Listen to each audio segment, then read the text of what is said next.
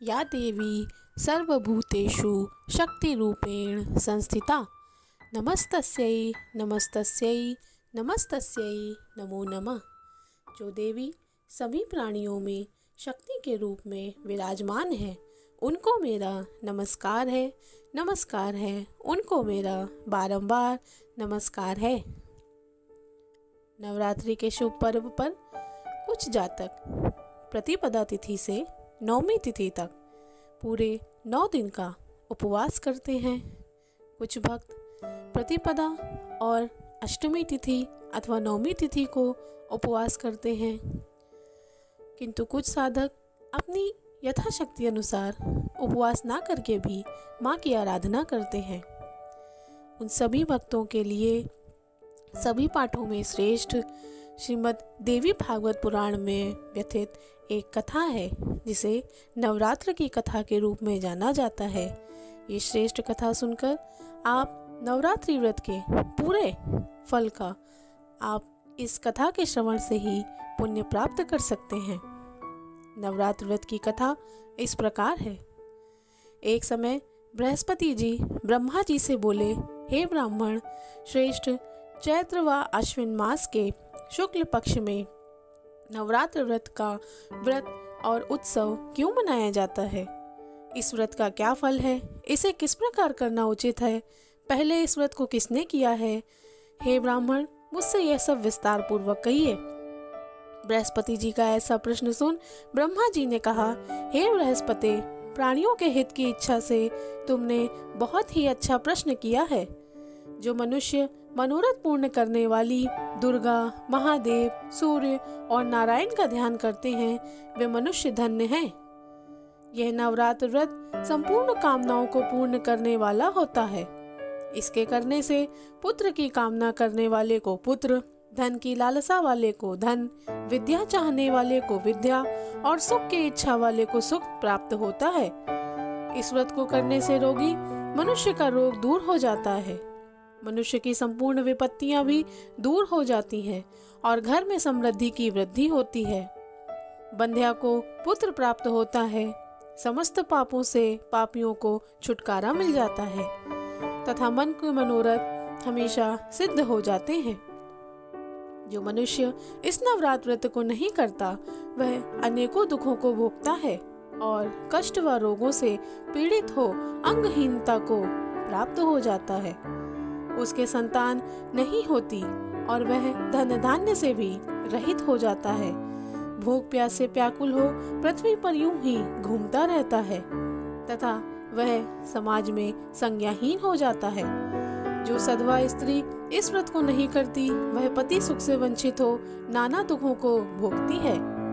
यदि व्रत करने वाला मनुष्य सारे दिन का उपवास ना कर सके, तो एक समय भोजन करे और 10 दिन बंधुओं सहित नवरात्र व्रत की कथा का श्रवण करे। हे बृहस्पति, जिसने पहले इस महाव्रत को किया है, वह कथा मैं तुम्हें सुनाता हूँ, तुम सावधान होकर सुनो।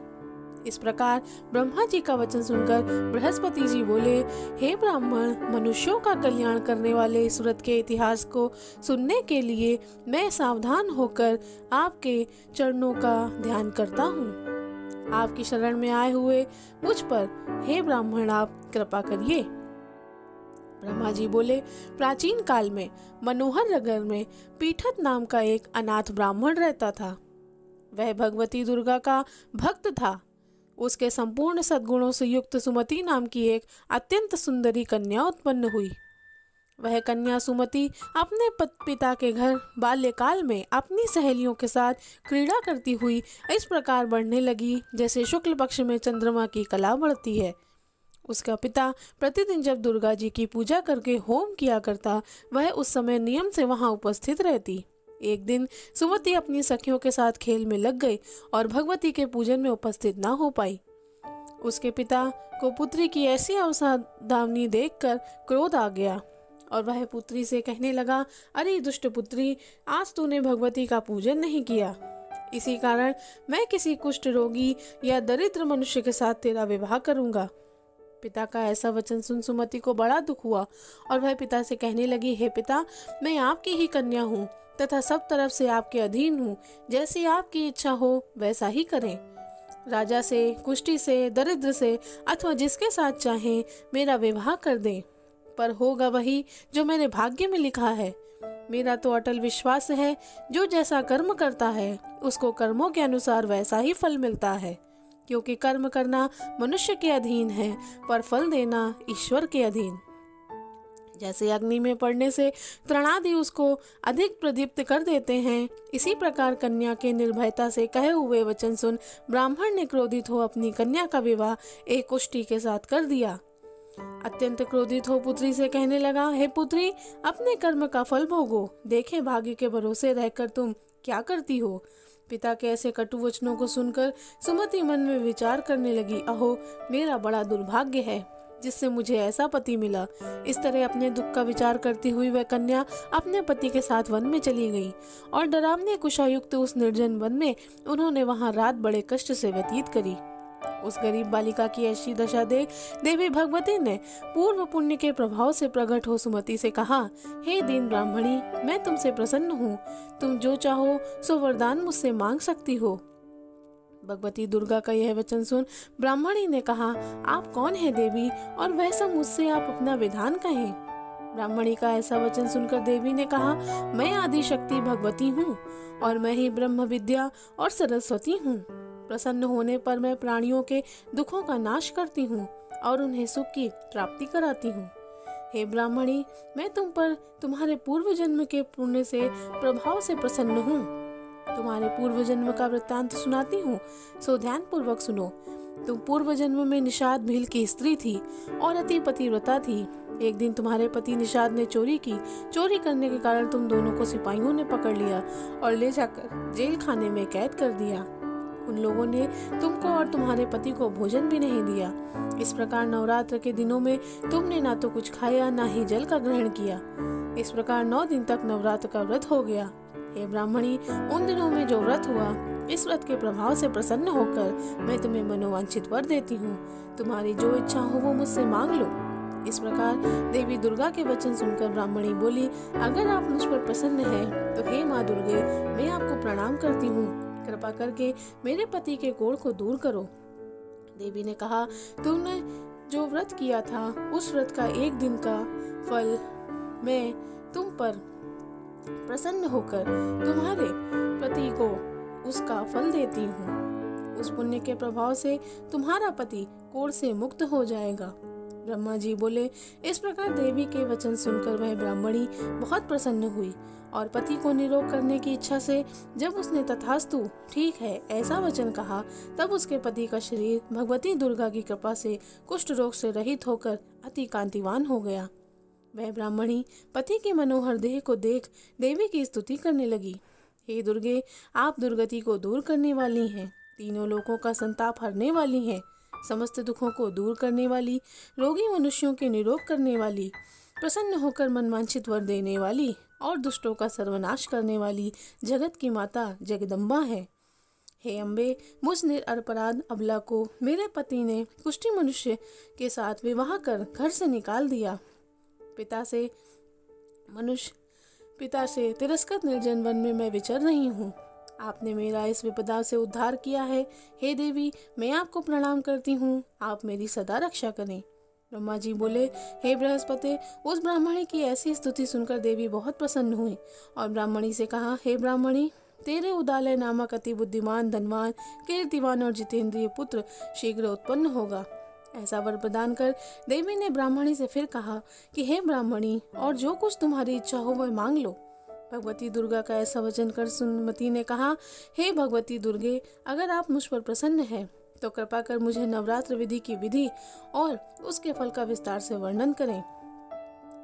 महात्मा, इस प्रकार ब्राह्मणी के वचन सुन दुर्गा ने कहा कि हे ब्राह्मणी, मैं तुम्हें संपूर्ण पापों को दूर करने वाले नवरात्र व्रत की विधि बतलाती हूँ, जिसको सुनने से मोक्ष की प्राप्ति होती है। अश्विन मास के शुक्ल पक्ष की प्रतिपदा से लेकर 9 दिन तक विधि पूर्वक व्रत करें। यदि दिन भर का व्रत ना कर सके तो एक समय भोजन करें। इसके पश्चात आप विद्वान ब्राह्मणों से पूछकर घट स्थापना करें, वाटिका बनाकर उसका प्रतिदिन जल से सींचें, महाकाली, महालक्ष्मी और महासरस्वती देवी की मूर्तियां स्थापित करें, उनकी नित्य विधि सहित पूजा करें और पुष्पों से विधि पूर्वक अर्घ्य दें। बिजौरा के फल से अर्घ्य देने से रूप की प्राप्ति होती है। जायफल फल से अर्घ्य देने से कीर्ति, दाग से अर्घ्य देने से कार्य की सिद्धि होती है, आंवले से अर्घ्य देने से सुख की प्राप्ति और केले से अर्घ्य देने से आभूषणों की प्राप्ति होती है। इस प्रकार पुष्पों व फलों से अर्घ्य देकर व्रत समाप्त होने पर 9वें दिन यथाविधि हवन करें। खांड, घी, गेहूं, शहद, जौ, तिल, बिल्व, नारियल, दाख और कदम्ब आदि से हवन करें। गेहूं से होम करने से लक्ष्मी की प्राप्ति होती है। खीर एवं चंपा के पुष्प से धन की और बेल पत्तों से तेज व सुख की प्राप्ति होती है। आंवले से कीर्ति की और केले से पुत्र की, कमल से राज सम्मान की और दाखों से संपदा की प्राप्ति होती है। खांड, घी, नारियल, शहद, जौ और तिल तथा फलों से होम करने से मनोवांछित वस्तु की प्राप्ति हो जाती है। व्रत करने वाला मनुष्य इस विधि विधान से होम करे आचार्य को अत्यंत नम्रता के साथ प्रणाम करे और यज्ञ की सिद्धि के लिए उसे दक्षिणा दे। इस प्रकार बताई हुई विधि के अनुसार जो व्यक्ति व्रत करता है उसके सब मनोरथ सिद्ध हो जाते हैं। इसमें तनिक भी संदेह नहीं। इन 9 दिनों में जो कुछ भी दान आदि किया जाता है उसका करोड़ों गुना फल मिलता है। इस नवरात्र व्रत करने से अश्वमेध फल का यज्ञ का फल मिलता है। ये ब्राह्मणी, इस संपूर्ण कामनाओं को पूर्ण करने वाले उत्तम व्रत को तीर्थ, मंदिर अथवा घर में विधि के अनुसार करें। ब्रह्मा जी बोले, हे बृहस्पति, इस प्रकार ब्राह्मणी को व्रत की विधि और फल बताकर देवी अंतर्ध्यान हो गई। जो मनुष्य या स्त्री इस व्रत को भक्ति पूर्वक करता है वह इस लोक में सुख प्राप्त कर अंत में दुर्लभ मोक्ष को प्राप्त हो जाता है। हे बृहस्पति, यह इस दुर्लभ व्रत का महात्म्य है जो मैंने तुम्हें बतलाया है। यह सुन बृहस्पति जी आनंद से प्रफुल्लित हो ब्रह्मा जी से कहने लगे कि हे श्रेष्ठ ब्राह्मण, आपने मुझ पर अति कृपा की जो मुझे इस नवरात्र व्रत का महात्म्य सुनाया। ब्रह्मा जी बोले कि हे बृहस्पति, यह देवी भक्ति शक्ति संपूर्ण लोकों का पालन करने वाली है। इन महादेवी के प्रभाव से कौन जान सकता है। इस प्रकार ब्रह्मा जी ने उन्हें नवरात्र व्रत की पूर्ण कथा का विस्तार सुनाया। इति श्री नवरात्र कथा समाप्त।